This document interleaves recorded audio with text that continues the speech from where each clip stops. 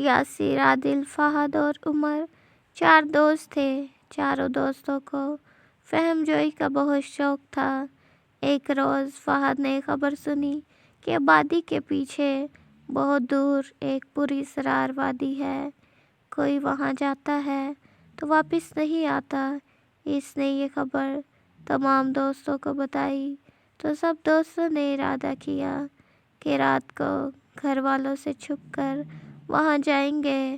رات کو چاروں دوست نقشہ ساتھ لے کر چپکے سے نکل پڑے۔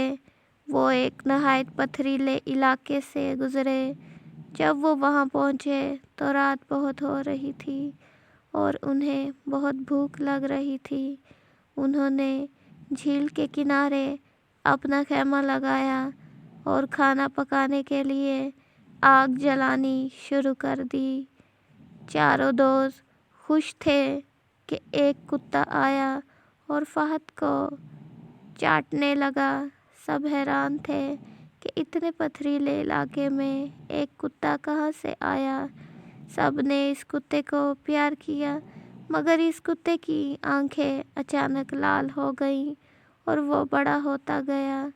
وہ ایک کالے انسان نما بھیڑیے میں بدل گیا اور بھاری سی آواز میں بولا، چلے جاؤ یہاں سے۔ سب دوست بہت ڈر چکے تھے۔ وہ سب کچھ چھوڑ کر بھاگنے لگے۔ جب صبح گاؤں پہنچے تو لوگوں کو یہ بات سنائی۔